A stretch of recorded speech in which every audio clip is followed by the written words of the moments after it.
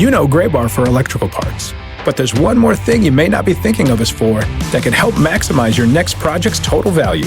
Our pre-project planning services are designed to help you win the bid, save on labor costs, and keep your installers productive across your entire build.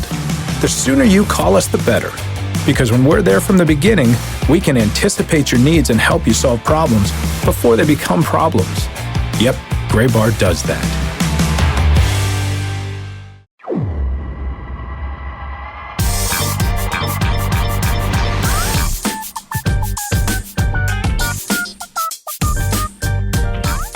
Welcome into this week's episode of the Show Before the Show podcast, the official podcast of minor league baseball. We're back together mid-September, and closing in on the final stages of the minor league season. Tyler Mon, Sam Dykstra, Benjamin Hill, fellas, what's going on? How are you?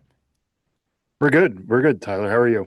Hanging in. We are close to I'm leaving today for Salt Lake City, our final Home Run Derby X of 2025, and then next week. Actually, I haven't even gotten a chance to fully say this, I guess. But next week, I'll be back with Jim Callis on MLB Network for the AAA National Championship game from Las Vegas Ballpark. Very exciting stuff there, which means we are getting very close to the end of the 2025 minor league season, as crazy as that is. And we're in a good time, and we're gonna talk about a whole bunch of fun stuff that's coming up around the minor league landscape with our good pal Benjamin Hill, presented by Circle K, the official convenience store of minor league baseball, which brings to you, as always, Ben's Biz Banter. Ben, what's going on, man? We've got minor league awards already kicking off for 2025. Yeah, I mean, the stuff we're going to talk about today is kind of, the early off season. We, of course, do have baseball going on with the playoffs, AAA regular season, but we are also transitioning to the off season, and we do have awards. The MILB Award Show, the third annual MILB Award Show, is airing on the MLB Network on September 29th at 9 p.m., and one of those awards we'll talk about now, me, Tyler, Sam, the listener, anyone who wants to can vote for the winner of this award. And it is, of course, the most important award on the MILB Award Show, Best Alternate Identity. We have 7 finalists, and I'll go over them for you guys. And then when I'm done going over them, I want to hear your guys' picks. All right. Well, it depends on the information that you provide to us, Ben. This is going to come down to how well you can sell each of these alternate identities, which are new. It's not like the Jersey Diners was eligible again this year. It had to be a new bespoke alternate identity for the 2025 season. Good. Yes, that's a good point you made. These are the nominees all debuted in 2025. This is the third annual. So in 2023, the first time, it was the Amarillo Calf Fries. Look, right there in my lead. They sacked the competition. Oh, boy. I got away with that. We allowed you to do that on MLB.com. Yeah. Imagine that. Don't tell anybody. And you just spread it to the internet. Maybe our editors are listening and changing this by the time everybody listens to this episode. But go on. Yeah, they'll change it too. They really balled out. There it is. In 2024, the Jersey Diners were the most popular item on the menu. And here are your nominees for 2025. The Asheville Tourists transforming into the Snot Otters. That is a tribute to the Eastern Hellbender salamander, one of 3 giant salamander species to be found in the whole world. And they live among the rivers of Western North Carolina in its rocks. But as opposed to going with the Hellbenders as a team name, we can get into that on a future episode. That might be coming to you very, very soon for those who have listened to a previous episode of the show before the show. The diehards of the show before the show who are like, whatever happened with that? Yeah, stay tuned. Next week. Yes, tune in next week. We're going to get to that. Stay tuned next week or sometime very soon. But the Asheville Tourists, saluting the Hellbender, did not go with just Hellbender, which is an awesome name. They went with this juvenile nickname for a Hellbender, the Snot Otter.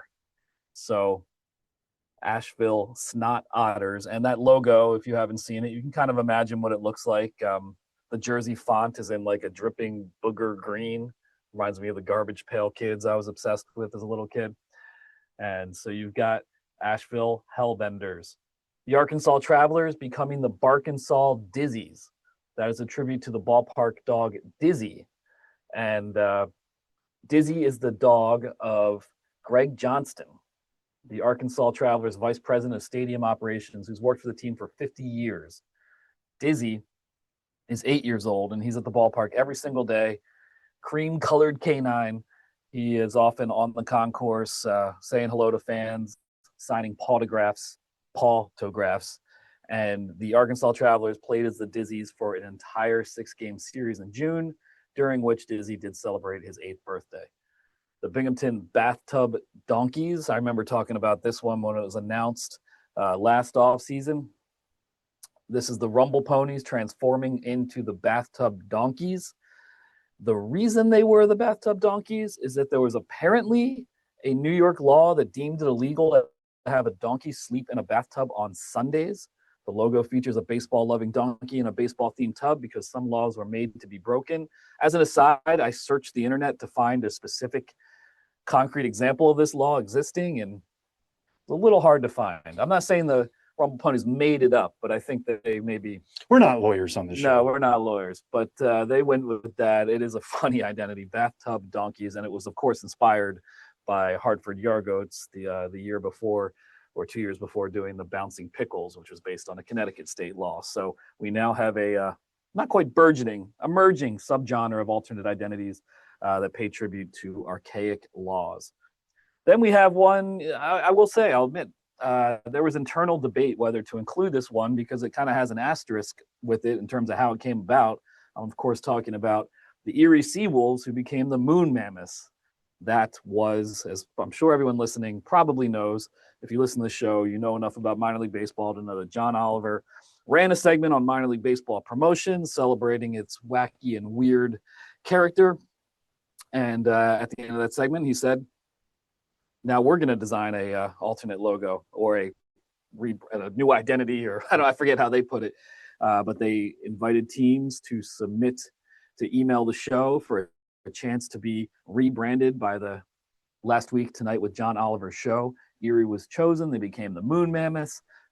And that is a reference to a diver named George Moon, who, diving within Erie County's Lake Pleasant, found mammoth bones.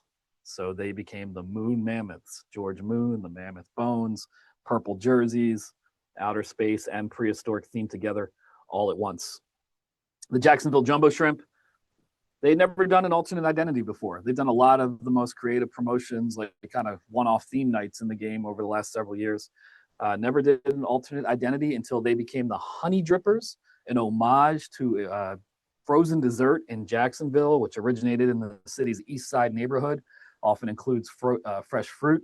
And that is certainly the most colorful of these alternate identities with this layered pink, yellow, blue color scheme. It definitely really pops. New Hampshire Fisher Cats becoming the New Hampshire Space Potatoes, showing that you can literally make anything into an alternate identity. Why space potatoes? Because potatoes are the official vegetable of the state of New Hampshire. New Hampshire is a potato producer. And also in 1961, there was a very widely reported instance of a alleged alien abduction, the Barney and Betty Hill incident in the White Mountains. So whatever happened to your Aunt Betty? Yeah, she was never the same, that's for sure. Neither was Uncle Barney. Yeah, so you combine a state that your crop, or a crop that your state produces, along with an alien abduction, and you have space potatoes. And finally, Wisconsin, the Timber Rattlers, they became the Wisconsin Frozen Pizzas. And I really liked the press release of this one. Shout out to Chris Mehring, who I know wrote it. He's the broadcaster for the team, been there for a very long time. But Wisconsin, the state of Wisconsin, really does have a claim to fame as being like the #1 frozen pizza state in the country. A lot of brands were created there. I remember mentioning this on the show. Tombstone Pizza was founded by a pair of Wisconsin brothers who ran a bar called the Tombstone Tap. That's where that comes from. But there's several other large frozen pizza companies. And I remember seeing videos of this online after the Wisconsin Timber Rattlers unveiled this identity. Wisconsin supermarket frozen pizza selections.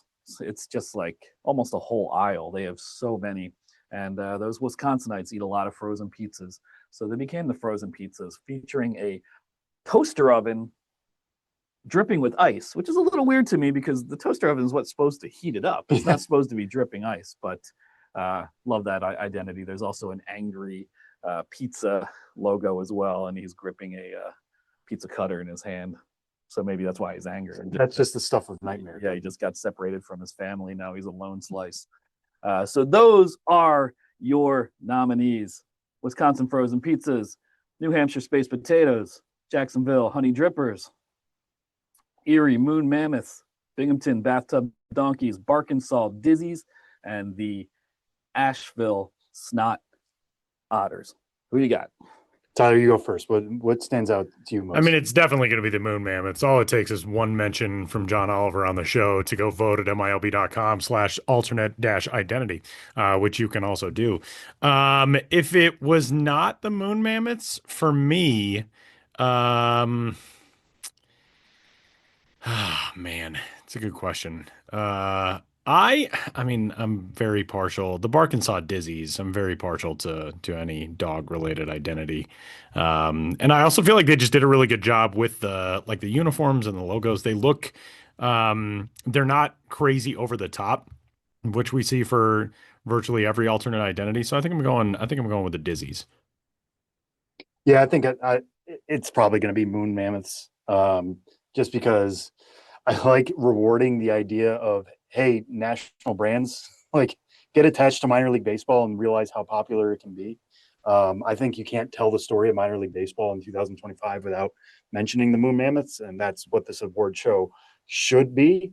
But as I've mentioned to a lot of people around minor league baseball, if there's a groundswell of support for like the Honey Drippers in Jacksonville or the Snot Otters in Nashville, and they topple the Moon Mammoths, I think that's even better. I think that's only going to draw attention to those identities in other ways of like who could be better than the Moon Mammoths. Well, we have a bunch of other really good candidates here. I guess my secondary choice would be the frozen pizzas because you learn something about the region. It sounds silly, but everybody also enjoys frozen pizza if you can't get the fresh stuff down the street, as many of us can here in Brooklyn. But like for most people, just having that in your fridge, it's relatable, and you get to learn something about the state of Wisconsin, which I did not know. I did not know about the Tombstone Tap, so I like that history element to it as well. And they didn't have to dig too hard, whereas Moon Mammoths, they really had to go into the archives to find that one. So I think frozen pizzas would be my number 2 vote. Yeah, I mean, I'm with you guys there. I mean, I played a role in some of the selection of this, so I feel like, I'm not going to vote. I feel like that would taint the process. But I'm trying to imagine myself as an outside observer. I think Moon Mammoths is great, a great minor league baseball story this year, but I feel like it got so much attention. I'd rather see an upset of the one that has already gotten the most attention that an alternate identity has ever gotten in the history of minor league baseball. And I would agree with you, Sam. I think space potatoes and bathtub donkeys, if I just heard the names, I'd be like, ooh, those might be my favorites because I've always loved absurdity. But I don't think either of them have backstories behind it to make them my favorites. And like you said about frozen pizzas, there's a real story there. I mean, we're coastal elites. We can get real pizza anywhere we want, but you're in the Midwest and you got to go frozen, I suppose. I mean, you're just back in local business at that point. Yeah, exactly. And which is what is what we're always for here. Yeah, and not even to get into it, I don't even eat pizza. I have celiac disease, but there's some gluten-free pizza out there, frozen and otherwise. One thing I'll throw out there too, I don't think there's a limit to how much you can vote this year. There is not a limit. So if there are thousands of people in Appleton, Wisconsin right now, or in Asheville, North Carolina, or Binghamton, New York, who want to throw their votes just constantly at this dozens of times a day, have at it. Push your team over the edge. Yeah. What if all elections were like that? It was just everyone could vote as many times as they wanted. All right, guys, let's move to from an alternate identity to a new identity. And that is a squad that will be joining the California League in 2026. Of course, the Modesto Nuts, we bid farewell to the Nuts. And the new squad from Ontario, California has a new name and identity, logos, all of it. Ben, give us the lowdown on the newest California League team. Yeah, well, I'll preface it with this because I found this nearly impossible to include in the article that I wrote about this and not have it go 2 extra paragraphs. But technically what happened in the California League, for those who need a refresher, no more Modesto Nuts. The Seattle Mariners affiliation that had been in Modesto is going to Inland Empire. Inland Empire is now a Mariners affiliate. The Angels affiliate that had been in Inland Empire is going to Rancho Cucamonga, who had been a Dodgers affiliate. The Dodgers affiliate that had been in Rancho Cucamonga goes to Ontario, another city within the Inland Empire, which is located about 35 miles east of Los Angeles. They will be debuting in 2026, the first time Ontario, California has had a minor league team since the first and only season of the Ontario Orioles in 1947. They will be playing at ONT Field, which is the airport code for the Ontario International Airport. And that naming rights deal shows you that aviation and the airport is very important to Ontario, which also led to the name Tower Buzzers, the Ontario Tower Buzzers. And this is maybe specifically motivated by Top Gun. I've seen Top Gun a handful of times, as almost everyone has at some point in their lives. This moment, I had to go back and watch the clip, and I was like, oh yeah, but it's, early in the movie, and it's just kind of a feel-good scene early in the movie that is establishing the personalities of the different characters. And Maverick asked permission to buzz the tower, fly very close to the traffic control tower. He gets denied. He does it anyway. He says, Goose, it's time to buzz the tower. Sorry, Goose, it's time to buzz the tower. And so Tower Buzzers. And what do you do with that alternate, or with that, it's not alternate. We talk about alternate identities. Yeah. So how do you make that, also a little bit more goofy in minor league baseball? The Tower Buzzer in question is a bee. So you have a bee in the primary logo buzzing past the tower, and that bee exists in more cartoonish form in some of the logos featured on the sleeve patches. And of course, this is the Dodgers affiliate playing very much in the Dodgers market.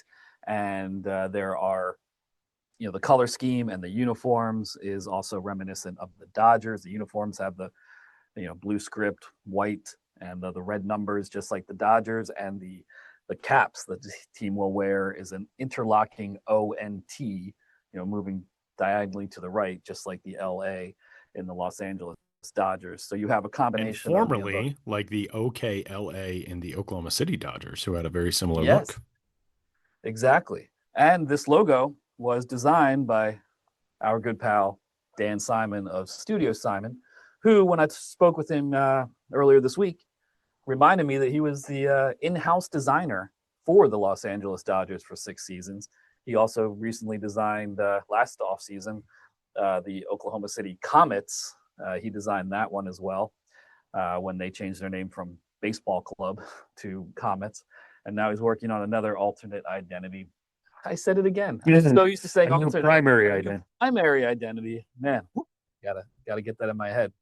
The Tower Buzzers. So that was unveiled on Thursday evening at a star-studded launch party. I mean, teams always try to have a launch party that gets attention, but I was talking to Alan Benavides, the general manager of the Tower Buzzers, who I've known for a long time in this industry. He spent the last 15 years with the Eugene Emeralds, and he was saying, look at this market we're in, and we really got to draw some attention. So this event on Thursday announcing the Tower Buzzers identity was emceed by Mario Lopez from Saved by the Bell. Saved by the Bell.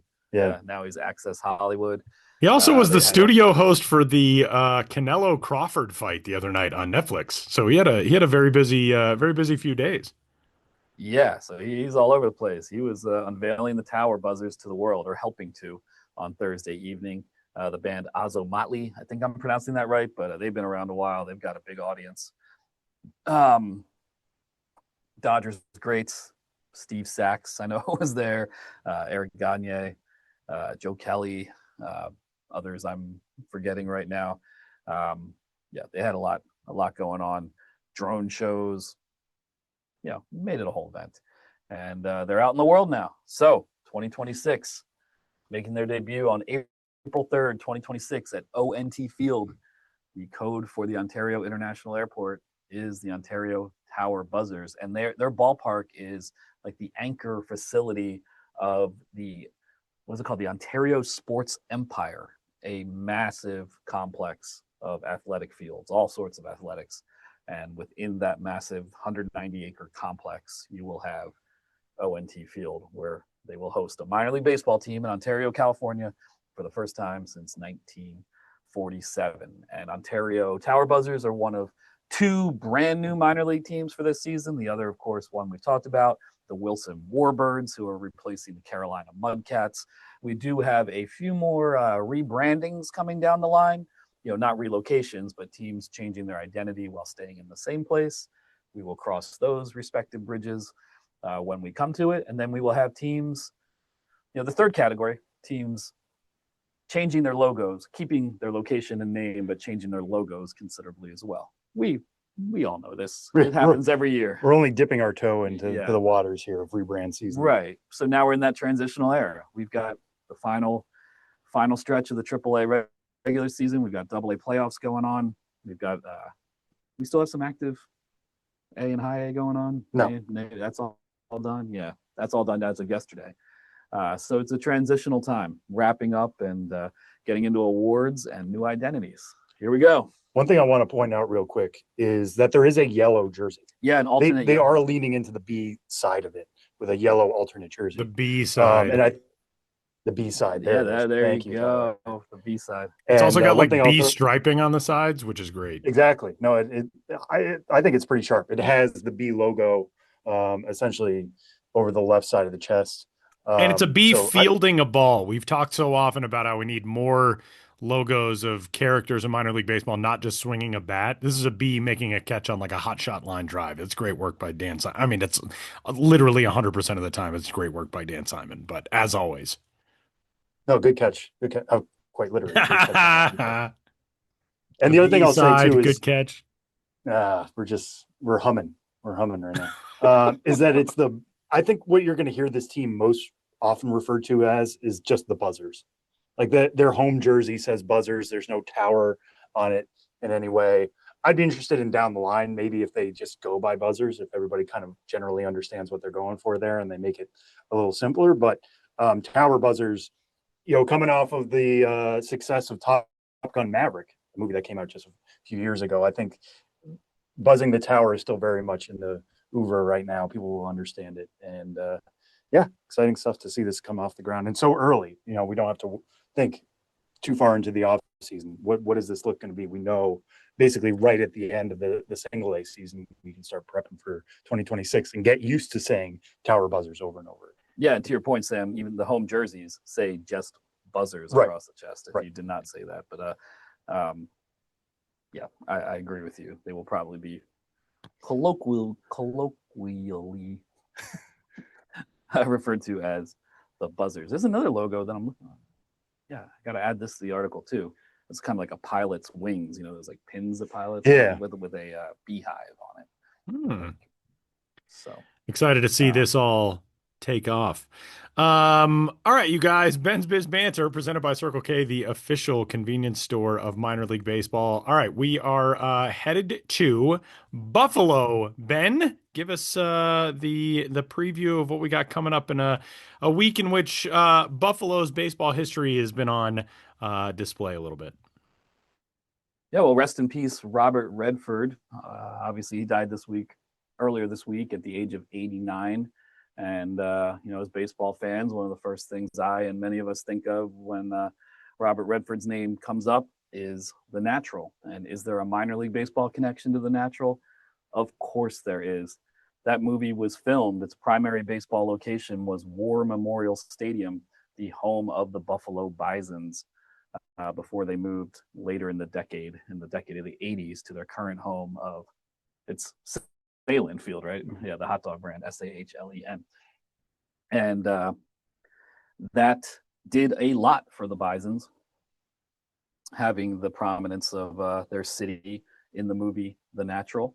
And we wanted to talk about that with someone who was there, to someone who understands how much The Natural meant to a minor league franchise. And that would be Buffalo Bisons president, Mike Buczkowski. I messed it up. You even wrote it out, Sam. Yeah. Mike Buczkowski. Talking about the connection, the strong connection between the Natural and the Buffalo Bisons.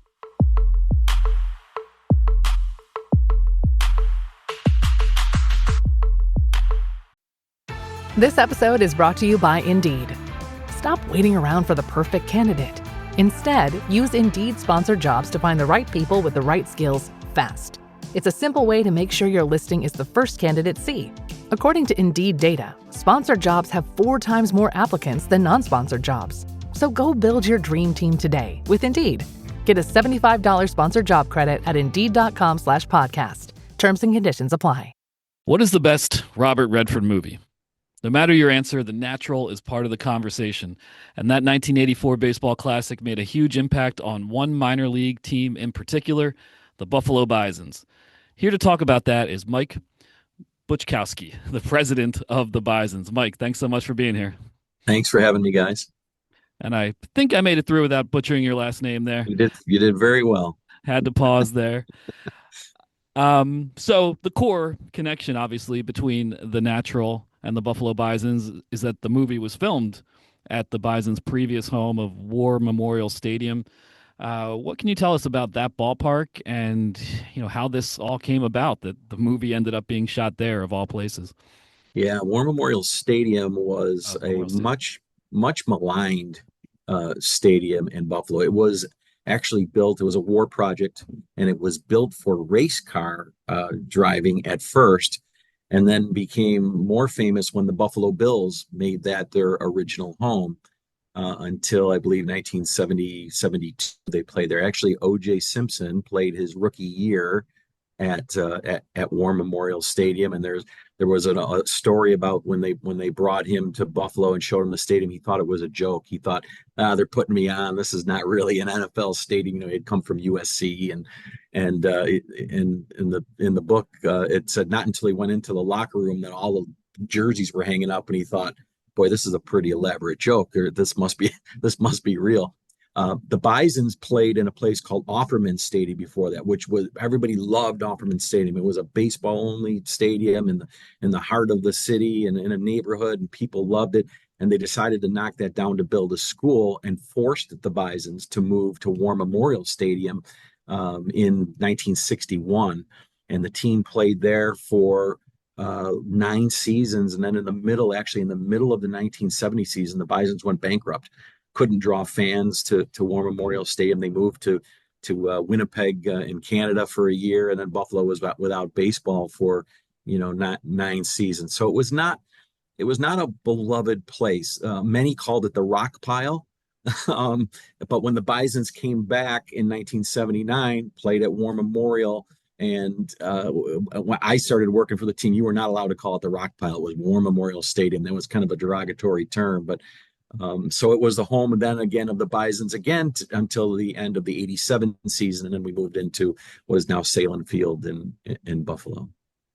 Yeah. And what kind of interest was there in War Memorial Stadium after the movie? Like, what was the process? Were you guys involved at all in like trying to draw the team the filming team to War Memorial, or how did that all kind of come together, and what were the after effects?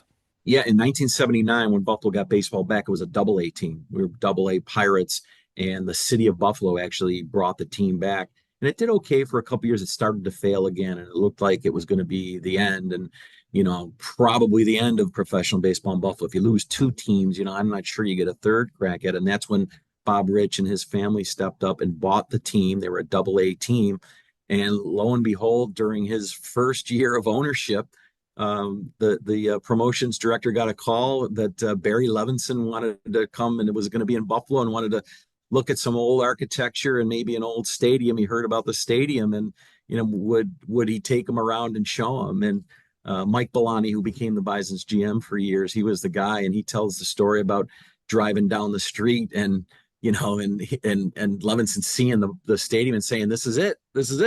I found the stadium. This is it. And, made phone calls, and And so the team worked very closely with them in a number of ways. I mean, helping to recruit, extras that are in the film. It's loaded with people that are still around in Buffalo, that if you're from Buffalo, you recognize that have bit parts in the movie. But the Bisons actually moved some game times so that they could film at certain hours because of the light or because of the weather.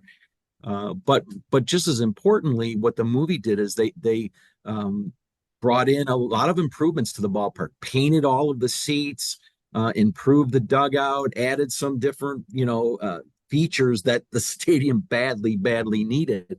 And I think then when people saw the movie, they started to feel a little nostalgic about War Memorial Stadium. Suddenly it wasn't the rock pile, it was that great old ballpark that we have in Buffalo. So we credit Robert Redford and the people who put that movie together in rejuvenating War Memorial Stadium. We would stay there another what would be another 4 seasons before moving into where we play now.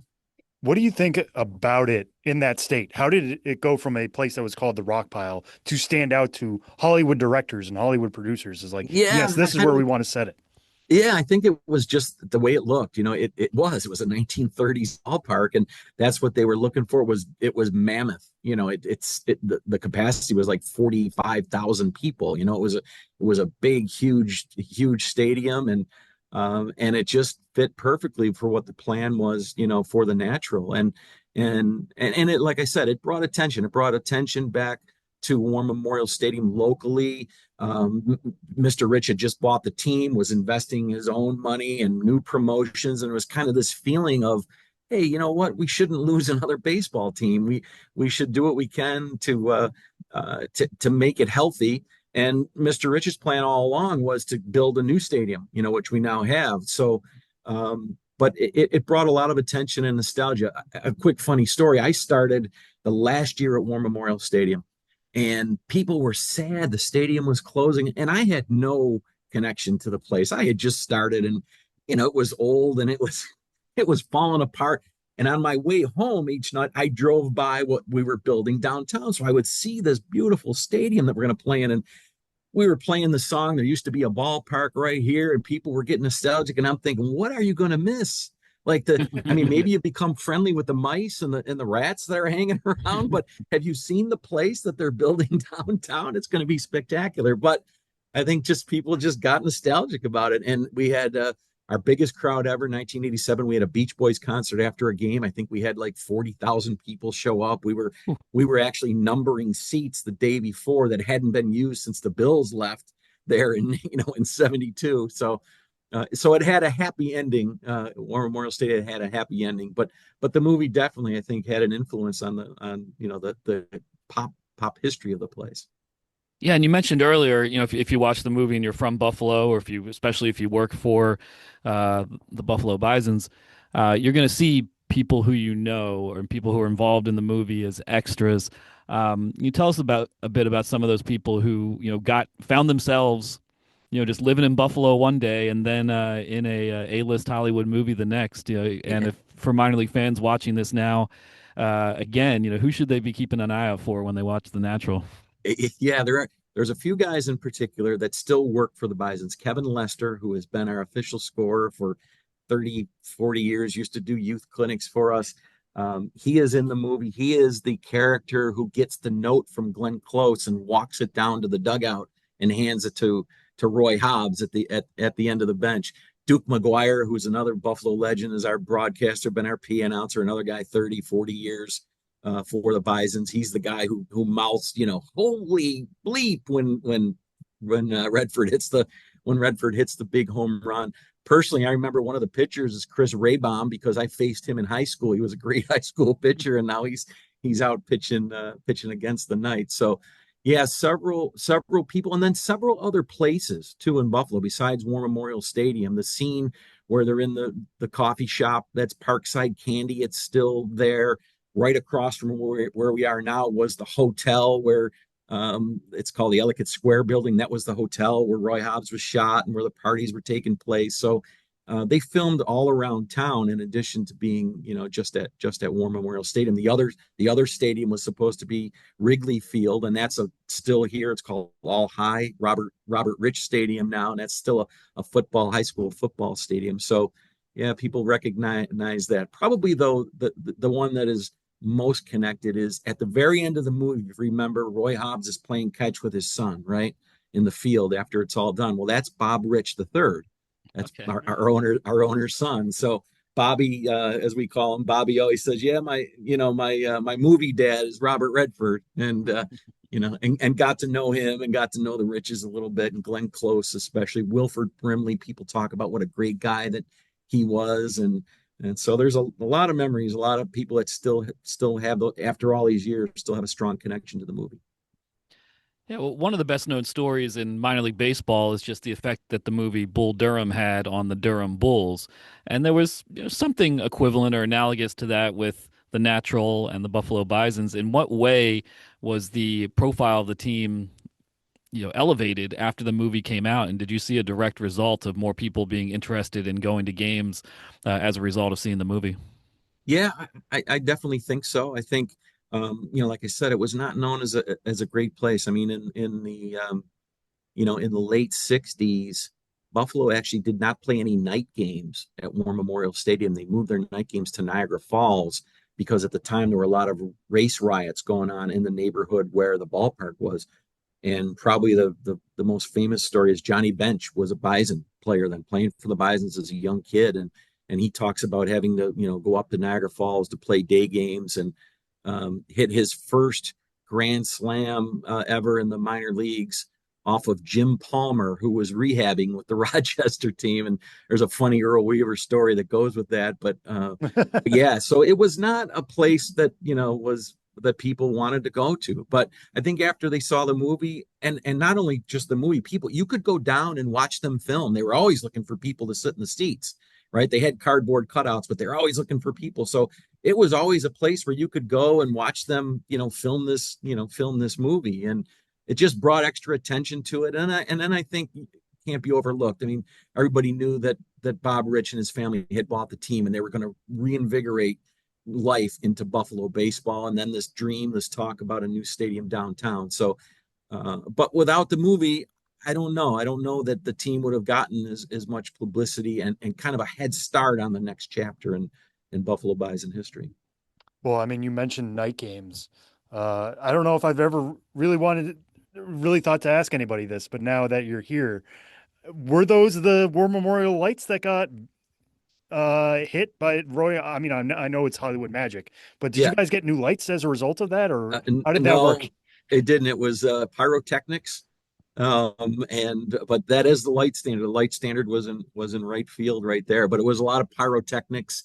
I remember some of the rain scenes where it was raining. The Buffalo Fire Department was out of camera, of course, using their hoses and shooting water up into the air to simulate rain.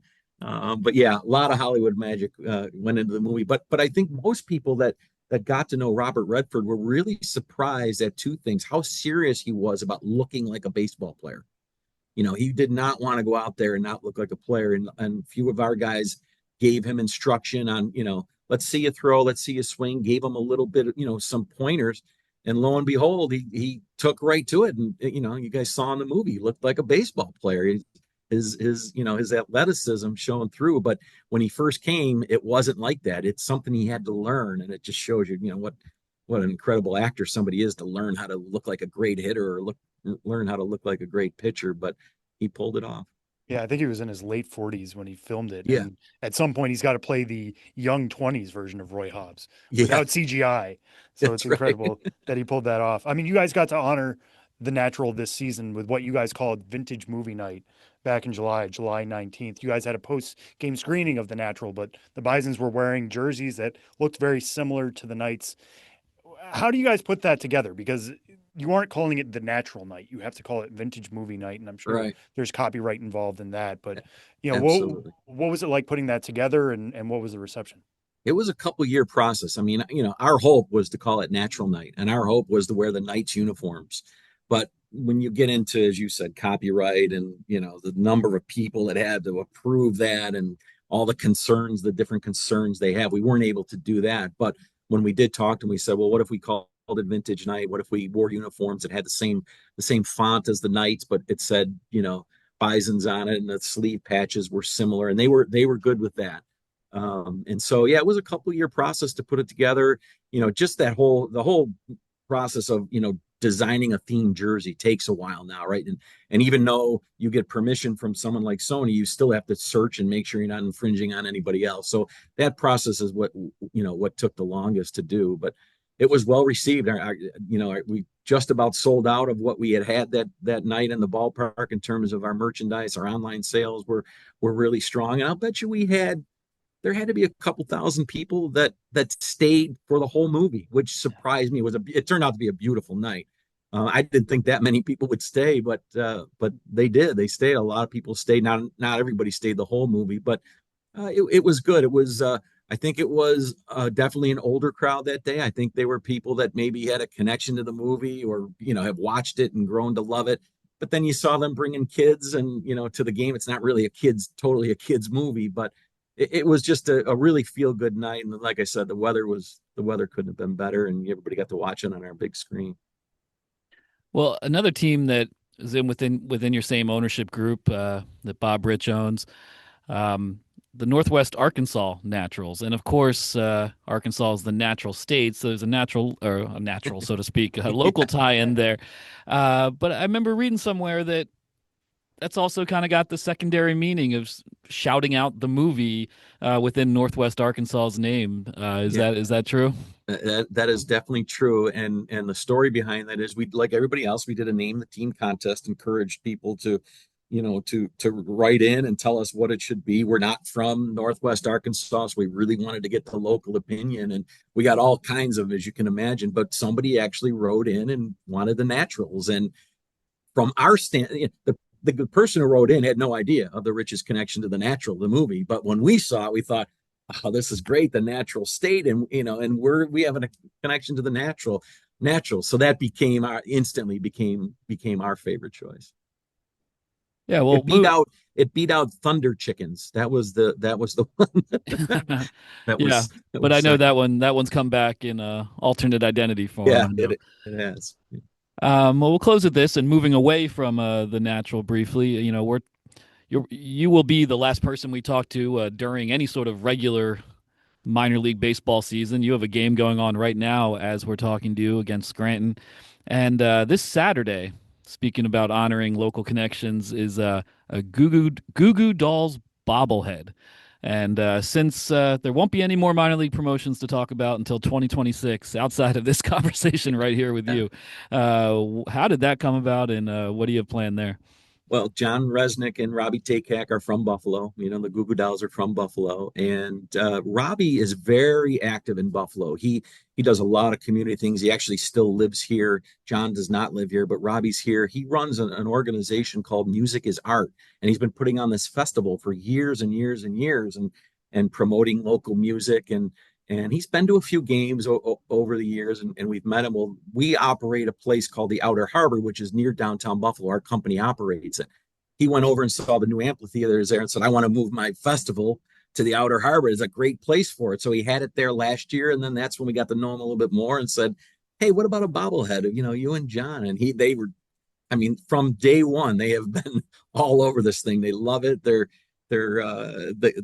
helped us design it, of course, and Robbie with no shoes on, and John and his great look. And so yeah, they're going to be here at the game. They're going to say hello to fans. They're going to get to see their own bobblehead. Of course, we'll be playing Goo Goo Dolls music, I'm sure, throughout the game. And they're immensely popular everywhere, but especially in Buffalo, as you can imagine. Well, there you have it. Buffalo, a great city for music, a great city for film. I hope this conversation has inspired some people to watch The Natural in the near future and look for those minor league connections. And Mike Buczkowski, thanks so much for taking the time to speak with us. We really appreciate it. Thanks, guys. It was a lot of fun.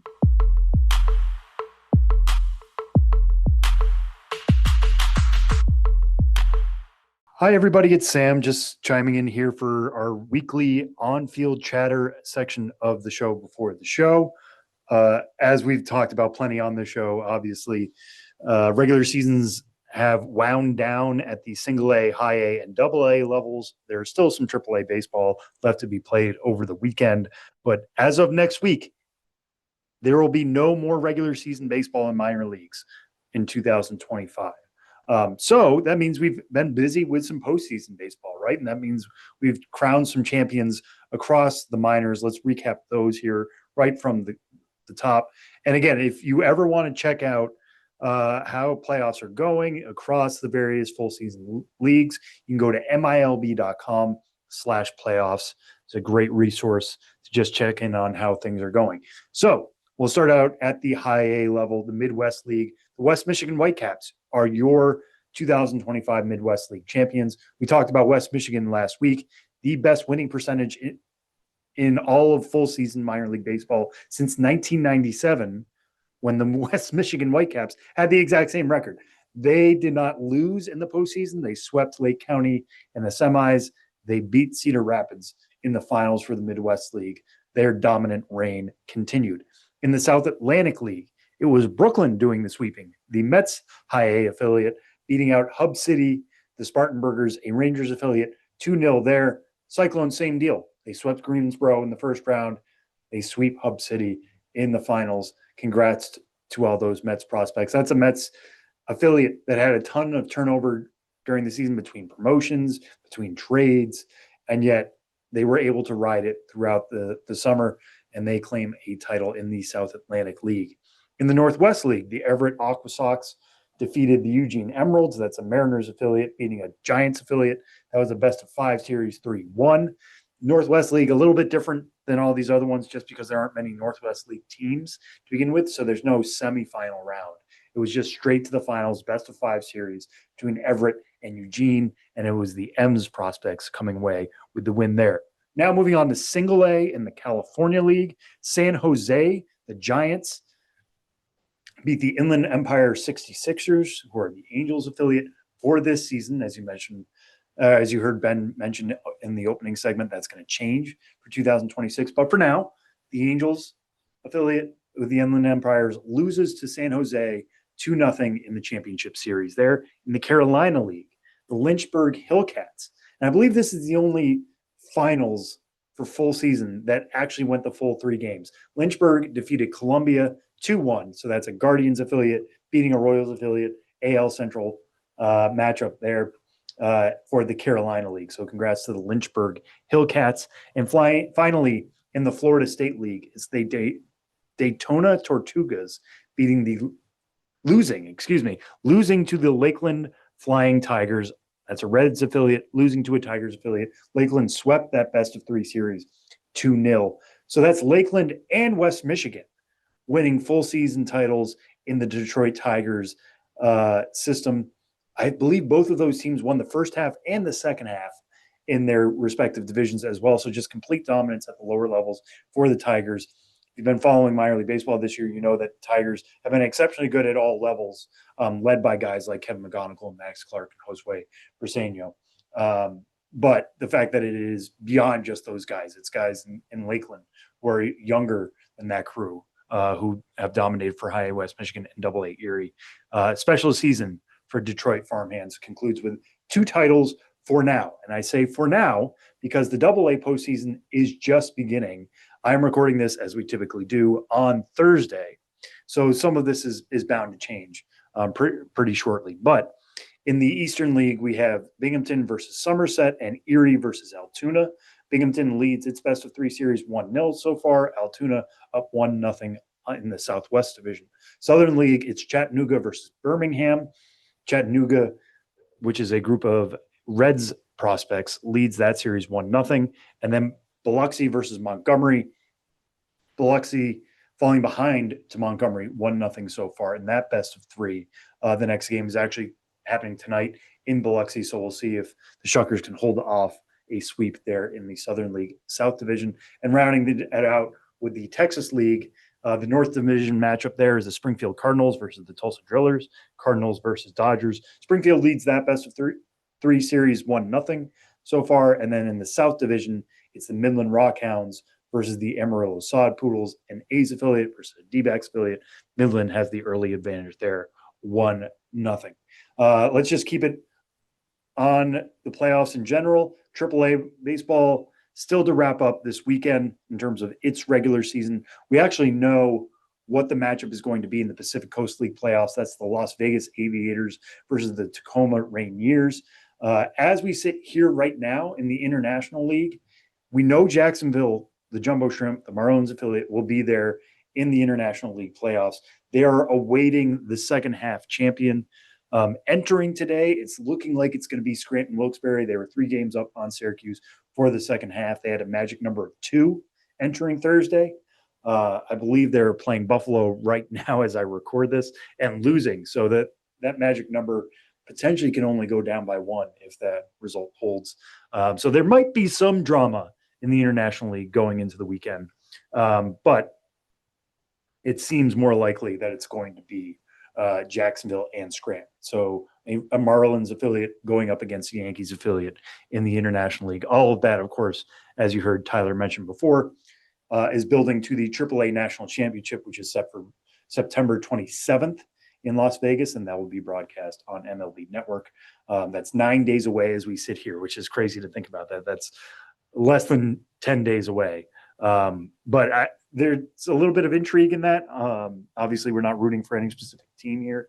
But since the AAA National Championship has been held in Vegas, it would be interesting to see if Las Vegas Aviators, an A's affiliate, can play in their own home yard, and what kind of atmosphere that would be. Now, they have to get through Tacoma to make that happen. They're going to have a best-of-3 series that begins on September 23rd, so next Tuesday. But if they can get through Tacoma, winning a championship, a AAA championship in your own backyard would be pretty cool for those A's farm hands. All right, and just as we've been doing the last few weeks, we've named hitter and pitcher of the year for high A, single A, double A, as their regular seasons have wound down. So let's do that now for the AAA level. Again, I want to reiterate, this is not based on prospect performance or prospect status. It's just who was the best hitter of the year and the best pitcher of the year at this level. Obviously, AAA can be a little weird because you don't want to spend your entire year AAA. If you're really, really good in AAA, you're going to get that call to the majors, and that kind of cuts us off a little bit from the pool of players we can select here. But I think it's, again, just another opportunity to highlight some guys who really dominated that level and don't necessarily get the shine because they're constantly being asked, hey, when are you going back to the majors? They dominated where they were, and that's really a lot to ask for any player. So the AAA batter of the year is actually a name, if you've been following minor league baseball for years, you probably know. It's Luis Campusano of the San Diego Padres, who's been playing for El Paso this year. He almost won the AAA slash line Triple Crown, or at least as we sit here, there's still a few games left. But he's tops in AAA with a 337 average, a 443 on base percentage, and a 1041 OPS. He added 25 homers and an 81-72 strikeout to walk ratio in 103 games for El Paso. I believe his slugging percentage was second, so he's right there in that category as well. Luis Campusano, former top 100 prospect, long thought to be the future of the catching position in San Diego. Obviously, that hasn't worked out. I don't think he expected to play a full season's worth of at-bats in El Paso by 2025. But since he's been there, and he's mixed in some time at first base, and I know there's still catching questions about him, but he's dominated El Paso. And, yes, he probably has a little bit of an advantage playing in that yard, which is extremely hitter-friendly. But nobody else hit like Luis Campusano at the AAA level this year. So this is an opportunity to give him his flowers for that. AAA pitcher of the year, we're going to go to Scranton Wilkes-Barre for this. Alan Winans, New York Yankees pitching prospect. Among pitchers with at least 90 innings pitched, he was tops with a 1.63 ERA, a 1.03 whip, a 19.6 strikeout minus walk percentage, a 2.87 FIP, and a 3.69 xFIP. He was third at the AAA level with a 205 average against in 99 and a third innings for Scranton Wilkes-Barre. So again, somebody who, if you're pitching 90 plus innings at the AAA level, you would hope you would have knocked down the door to the Bronx by then. And I'm sure that's something that Alan Winans wishes he could do. But if we're getting a pitcher who had a sub 1.7 ERA over 90 plus innings, that's really, really good. And the fact that he backed that up again with the strikeouts, walks, low average against, made it a pretty easy pick for me for the AAA pitcher of the year. And again, that's Alan Winans of the Scranton Wilkes-Barre Rail Riders. So that's going to wrap things up for here for now. Obviously, we talked about the Milb Award show earlier in terms of alternate identity voting, and you can do that. I will also encourage you to check out that show when it does arrive, because we'll be naming the MLB Pipeline hitting and pitching prospect of the year, the MLB Pipeline breakout prospect of the year. More to come on that next week. We're going to be naming some finalists for those awards over at mlb.com/pipeline. So I encourage you to check that out, or check out our socials, and just do that generally, right? There's going to be tons of playoff coverage still to come. It's the easiest way to find out how the playoffs are going across the minor leagues, to follow MLB Pipeline across various social channels and follow MILB across various social channels. You'll get a lot of fun celebration videos and pics from there as well. So that'll wrap us up here for On-Field Chatter. Tyler and Ben will be back here after the break, and we'll play another round of Name That Dude. Catch you on the other side.